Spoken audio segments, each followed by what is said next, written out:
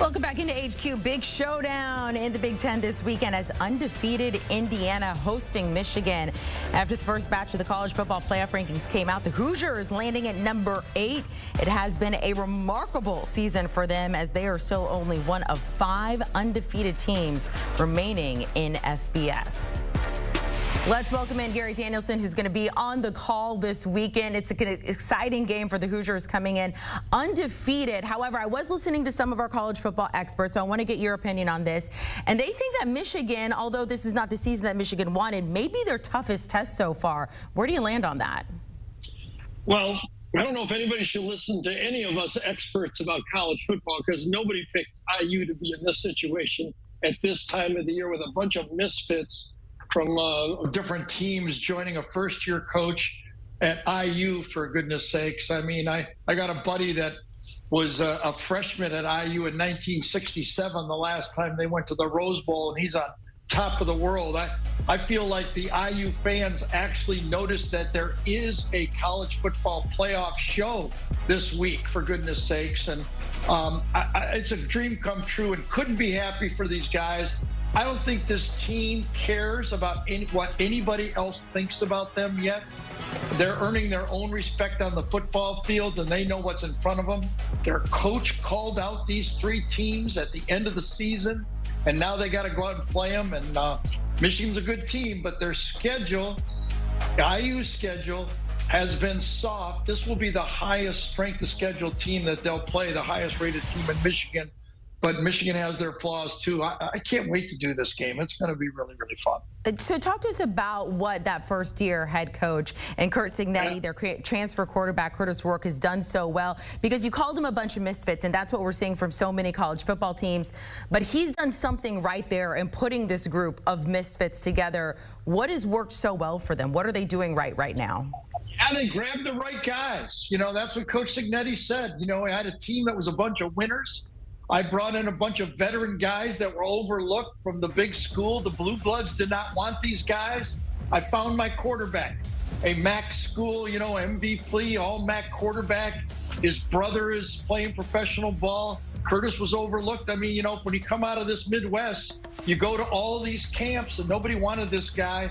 But when you turn on the tape, you don't have to watch him for more than a quarter and go, wow, this guy can play football. He's tough, he's rough. But I think the ultra ego of their coach, they needed this. They needed somebody to walk in there, pick a fight with all the bullies, put a bunch of guys that demand a lot together. And this is a team with a bunch of 4th, 5th, 6th, and 7th year tough players. Reminds me of that Northwestern team that went to the Rose Bowl, the Iowa team, that Purdue team with Aiden O'Connell. You know, they got their shot here. They worked hard for it, and they want to prove now that the front of their schedule, and what's better than to do it against Michigan, you know, one of the blue bloods of college football. I can't believe that IU would want it any other way going into this football game. Speaking of Michigan, you've seen a lot of Michigan football in person. Is this your 4th Michigan game? Something like that. They've kind of run together, but I think you're right. Either way, I mean, you've seen yes, but you know why I know? You know why I know that? They've done 3 different starting quarterbacks. So for the first game, we're going to have the same starting quarterback in 2 straight games. Yes, so you are correct. That's what I was just about to say, though. Either way, you have seen 3 starting quarterbacks for Michigan. So look, it's too late in the season to get to that supremacy that we saw from the reigning national champs. But for next season, is it finding a quarterback? Is something else on the team? Is it coaching? What does Michigan need to do next season?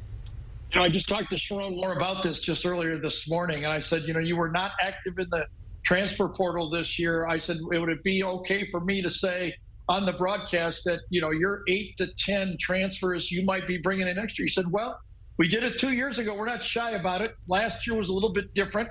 We were running, you know, a lot of things were going on as our run for the national championship, whether Coach Harbaugh was going to come back or not.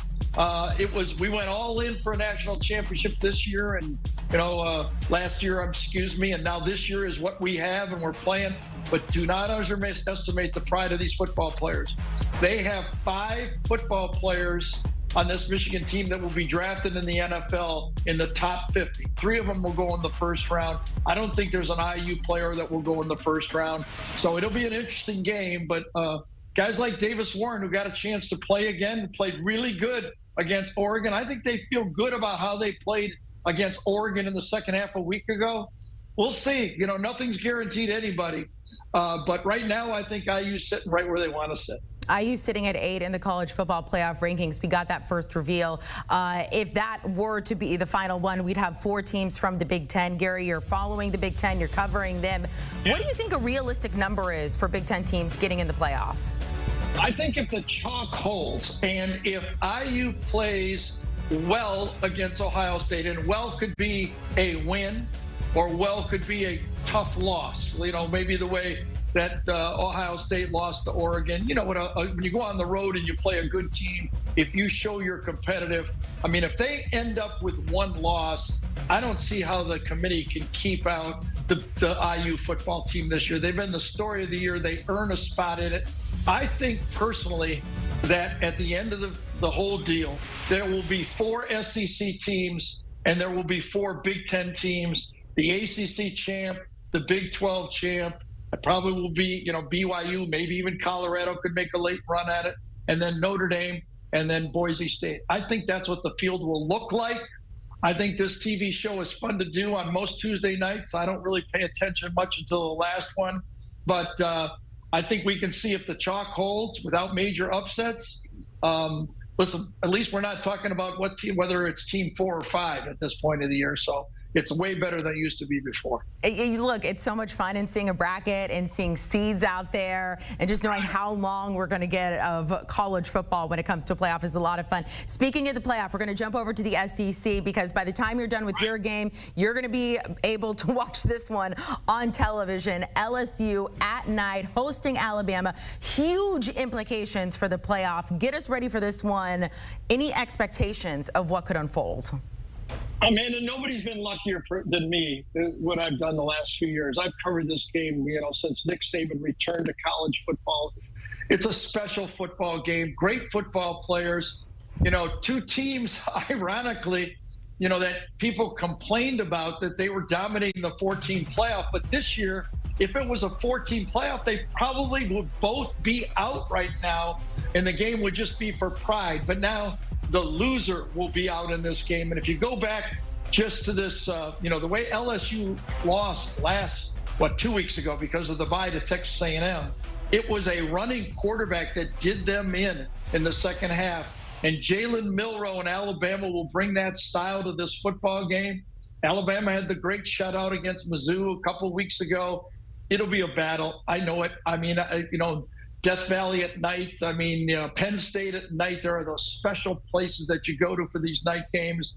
A lot of great players. But the key thing in this game, with the new setup, loser is out. Gary, we appreciate it. It's going to be so much fun. Things are starting to heat up here in the college football season as we get closer and closer to the end. Again, you can watch Gary, Brad, and Jenny Dell, Michigan at Indiana. Indiana come in and ranked 8th in the college football playoff. They are a 2-touchdown favorite in this game, hosting the Wolverines. Check it out Saturday, 3:30 Eastern on CBS.